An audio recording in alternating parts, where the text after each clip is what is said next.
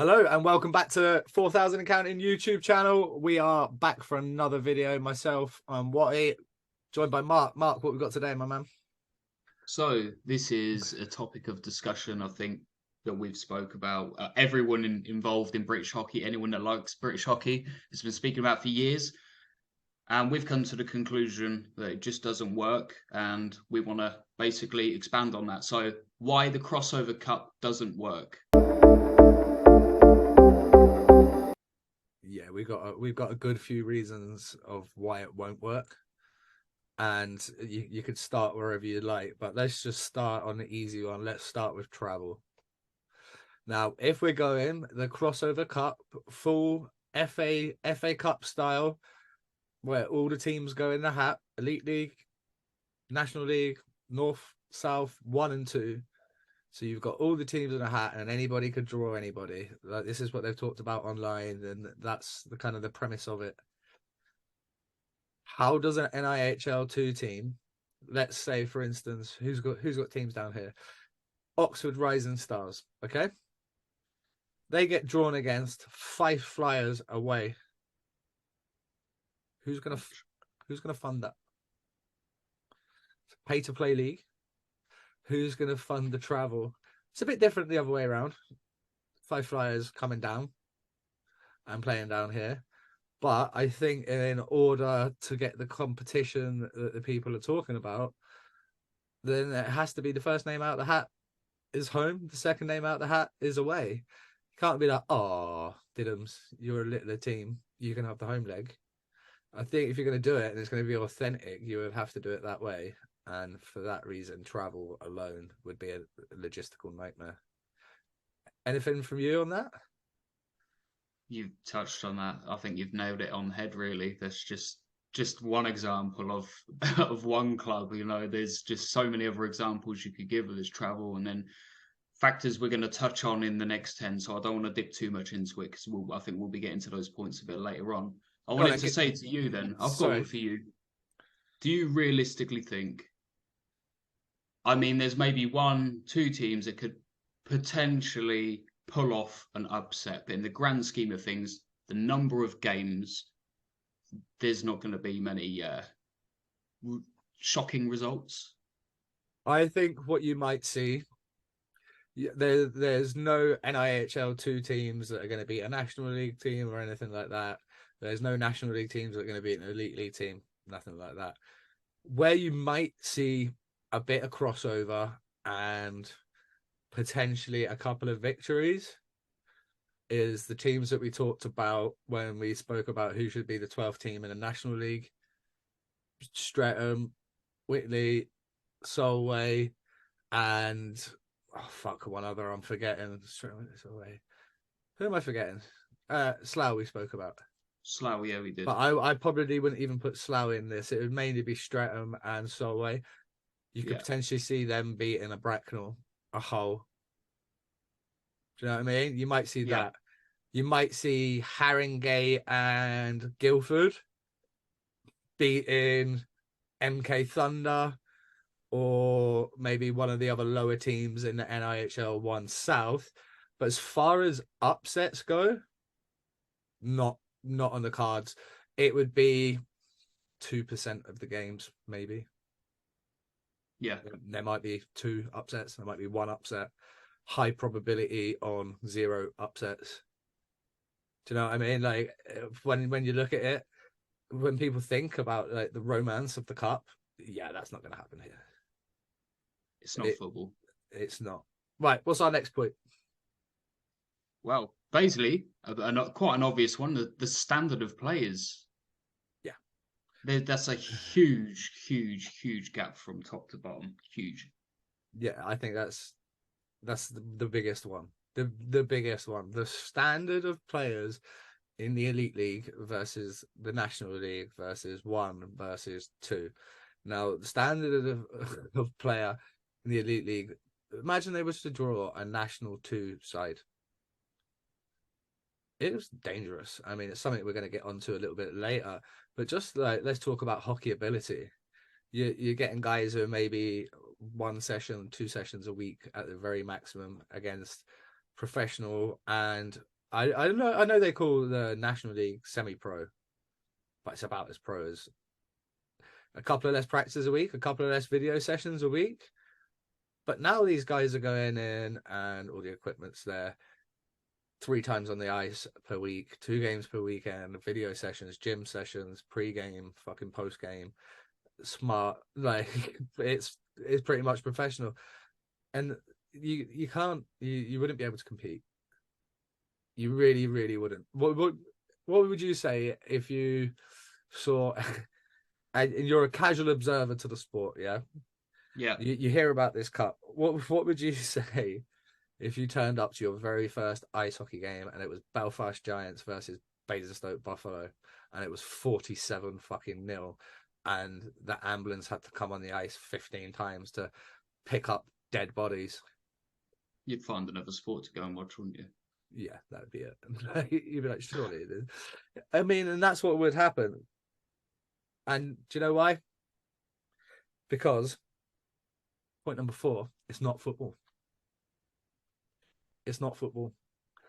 We all get taught how to run, whether it be through physical education PE at school, whether it be through playing football, rugby, tennis, cricket, Knock and whatever. run. Yeah, knock and run 40-40 in when you're a kid, just running around. Everybody pretty much, unless you've got a disability that a disability that stops you being able to run, everybody pretty much runs. Everybody's pretty much run. You've had to run, whether it be at school, for your sport, for fun runs, for 5Ks, whatever. Not everybody can skate. And the difference between when I say it's not football, let's look at, I don't know, a 7th tier footballer, which is, I don't know, Northern South 1 nowadays, I think they call it. So if you look at those guys, they're still professionals. They've went through academies. They're still very good footballers. There's obviously a lot more footballers to choose from than there is ice hockey players in our country. Same reason why the East Coast League in America is still good. Just because you're not in the national doesn't mean it's not good. They're still good. Because there's so many players to pick from. So many players are already in the National League. So many players are already in the AHL. So many guys have already left and gone to Europe. So that, do you know what I mean? It's the same. Premier League's the same, right? So you got all your best Brits and then you got all your best imports. Championship football, you've still got some amazing Brits playing Championship football. League One and League Two, mainly local guys, good guys. And then even down the divisions, you're getting some of the younger guys trying to come through, and you're getting like good professional. They're probably still training 4 times a week, right? Versus some of these guys, like I said, the run into skating, they can't fucking skate. And that's not me being a dick. That's just me being real. When they find themselves in a board battle with Josh Batch and they can't even pass their Planet Ice level 6 skating, that's not going to be good. What do you think? Well, when you look in the grand scheme of things between comparing it with football, I know that's a stupid comparison, but like you say, you learn when you play football, you learn to run. You don't like I don't know. When you play hockey, you have to learn to skate and and fitness on top. Whereas with football, it's running and fitness, and that's like a standard. I can't get it across right, but I think I know what you mean. With hockey, you've got the fitness and you've got to be able to skate. And I mean the difference, which I think pro has sort of said on here, is the skating ability of the guys in the NHL to the guys in the lower level is huge. Like most people will say, before you even touch a stick, before you even using the puck, you need to learn to skate. And with football, you don't. You have a ball at your feet and you run. It's just natural. Whereas hockey, you have to adapt and you have to learn how to use your edges and you have to think about so many more things. And on top, you've also got to hold a stick. So there's so many more things involved. I don't know if that came across. I know what you mean. There. There's something else where I say it's not football. How many of these clubs do you know? I imagine all of the top 2 flights in the UK at the very least, probably the top 4 divisions, if I'm not mistaken, will have academies. and we'll have reserves. So I think they call it the under-23 league now, and then you've got your under-18 league. I know the under-23, you're allowed like 4 or 5 extra. The older guys, if they need to run out, kind of like the AHL, basically, the football equivalent of the AHL. So you've got so many more guys to pick from. So these extra games, you can bring up fucking 9 new guys. In ice hockey, we don't have that privilege. So that's another reason it's not like football. Let's go on to point number 5. The officials. Some of the officials would not be ready. Some of the officials that officiate at National League level would be fine in the Elite League, not an issue. We've seen like Onesi's been on here, Stephen Matthews, a few of the other guys that have been up and down, and they could do it no problem. I think where the problem would lie in getting the right official. Imagine the way the draw works. You see a lot of higher teams against a lot of lower teams. It's just the way that the draw works, for example. There's only so many top quality Elite League refs. There's only so many top National League refs. You're going to be getting refs that are out of their depth with the game that they have. And that could be a fucking car crash. Yes, agreed. I mean, That we is talk about the players' skating ability, refs' skating ability as well. Like, can any NEL2 up and coming or old or up and coming or an older guy who's maybe stepping down the leagues or whatever, could they keep up with Scott Conway? Could they fuck? Like, could they keep up with Matt Howlett? No, they can't. So if you can't keep up with the pace of the play, it's going to be dangerous. So that's another reason it won't work. Yeah, there's nothing I can really add to that. There's again, it's the to chuck a guy that's sort of just sort of getting started in reffing to go and do a game against Belfast, like you say, that's going to put like pressure on them before they even step out on there, like to a Well, whole new level of anxiety. even Streatham. If you've only ever Yeah, like lined, I don't know, Buffalo and Oxford, Pitbulls 2 and Swindon 2, and then all of a sudden you're doing Streatham on a Sunday night and they're playing Invicta and it's a chippy game and there's 9,500 people in there. Squeaky bum time if you're not ready. It's oh yeah, really squeaky bum time. Right, let's go on to point number. I'm losing now. 6, 7, one of them. And that point is financial. Financially, it would be extremely difficult for the lower level clubs. I think for the National League clubs, they would just about be fine. The Elite League clubs would obviously be fine. I think it's once you start getting down to the South and North 1 and 2, then you're going to struggle. You're going to have some teams in that league in the North and the South, one where if the draw was nice to them and the travel wasn't too bad, financially they'd be okay. yeah. But the worry is with the randomized draw, etc., where you could see, I don't know, even imagine Solent and Gosport getting drawn against.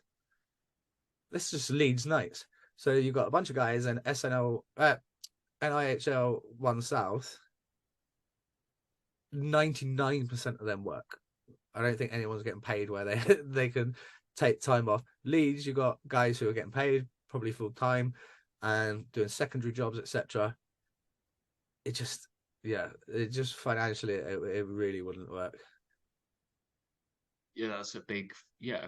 We touch on this many times in many topics, and that's one of the major talking points in hockey, in the gaps, and you're going to see that as well. Just getting to games is a struggle for some teams. I mean, that's worrying in itself to even want to create a crossover cup where you're putting this pressure on clubs financially, when they just want to focus on their own season. I mean, I would say look at like the London Cup and stuff like that, Streatham and Invicta and Romford, whoever else played in it. It's a load of shit.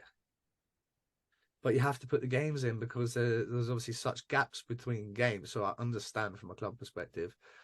But as cups go, not the Challenge Cup final, was it? Yeah, exactly. And that's the thing. Right, let's move on to point number 8. And by the way, these points are in no particular order. I think this one is probably the number 1 in terms of priority. And there is no doubt in my mind the potential for injury is gigantic. It's massive. You're getting professional athletes who've been coming out of college hockey, East Coast, AHL, NHL, SHL, fucking Liga, KHL, wherever you like, playing against guys at the highest standard they've ever played is the standard they're playing at right now, which could be NIHL 1, could be NIHL 2. The haves and have-nots, the difference between the fact that you're talking athletes versus people who are generally, some of them are generally playing as a hobby. Some of them are athletes. They've been in the EPL, they've been in the BNL, they've been in the, like, do you know what I mean? They've been in that kind of standard of the league where it is semi-professional, bordering on professional. So you have to keep yourself in good nick, otherwise you wouldn't be able to play. The Yeah. guys at NIHL 1 and 2 don't have to do that. They don't have to go in the gym every week to play at that level. They don't have it. They don't have to maintain and stuff. You would get, and with the skating abilities, with the timing, with the, just think about all the bad passing and shit that happens at those lower levels. Yeah, how many guys are getting pucks put in their skates when you got full blown professionals on the forecheck? Oh, it would be disgusting. Just Yeah. I even take Gail Llewellyn from the Bison this year. He's crushing guys in that National League. If you let him run riot in NIHL 2, he would be putting fucking 6 guys in a hospital per game. Clean hits as well. But when you've been hitting hard your whole life at NCAA and U sport, like kind of level of hockey, you finish every hit at that level. And like he plays the game that way. Those guys are not used to that. Although Yeah, when you've got a guy just coming out of that A last season, for example, the it's a very always scary hungry thought. league. Yeah, it's just, yeah, it's just not another reason. There's so many. We're gonna get to the last two now, but injuries, guys will get fucking murdered, and I'm not here for it. I don't think it's a good idea. I think it's a terrible idea. Let's go number 9. Number 9, Mark. Fans of the higher levels, they wouldn't turn up. No, there's no interest, is there? No one wants to see an NIHL 2 side. No disrespect to those that support their clubs, fair play. But like, if you're watching Elite League hockey week in, week out, the last thing you want to see is your team playing against an NIHL 2 side. But if you're Coventry Blaze, do your fans want to watch you play Nottingham Lions on a Saturday night? Or do they want you to play Nottingham Panthers on a Saturday night? Like, your fans would pick and choose games, and they would avoid these games. Don't get me wrong, you would have it the other way. You'd have the benefit of, I don't know, your Swindon Wildcats 2, and you normally get 100 fans a game, and you draw Cardiff Devils, you're going to have a sellout. Yeah. You are going to have a sellout. You're going to get it the other way. But the teams that make the decisions, i.e. the big teams, the arena teams, that let's get it right. If this was a competition that was to happen, they're going to have a fucking gigantic say in how this competition would go down. There's Yeah. no doubt. Otherwise, they wouldn't entertain it. So you imagine what Sheffield had 9,000 against Fife in the Challenge Cup semi-final, which they lost. Just let that sink in for a little minute. But yeah, they lost to Fife in front of 9,000 people. How many of those 9,000 people are coming to watch them play Billingham Stars? 1? 1,200? Yeah. Like that day you go, right, fuck it, I'm gonna go watch Sheffield United, I'm gonna go watch Sheffield Wednesday. Like, oh, do you know what I mean? I just, because you know it's gonna be fucking 40-0. The other team are not going to touch the puck. And when I say they're not going to touch the puck, they're not going to touch puck. The difference is so vast. The players aren't going to want to play in it, are they, either? Do you know what? That's not on the list, but that should be on the list.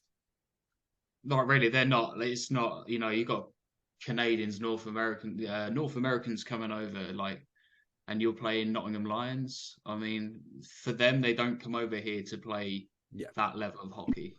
Like, again, no disrespect to Nottingham Lions, but these are guys that have been playing, trying to break into the NHL, haven't quite made it, have gone on a high European career path or something. The last thing they want is a Sunday night game against, like someone like that. Yeah. And 10th and final point. More games throughout the season is less than ideal for the bigger clubs. Okay, so we've got in the Elite League, you've got one team, hopefully next year still going to be in the Champions Hockey League. I know they're reducing the numbers, but hopefully that shootout win for the Giants this year just keeps the Elite League as one of those extra spots. You've got the Continental Cup, and then you've obviously got your Elite League season, you've got your Challenge Cup, and you've got your playoffs. That's a lot of games. National League isn't a kick in the arse off being the same amount of games. NHL 1 South, obviously they're playing a reduced fixture list. I think maybe 30 games. Not entirely sure about the North. And then maybe 20 games with the NHL 1 North and South, maybe 22. Not NHL 2 North and South, sorry.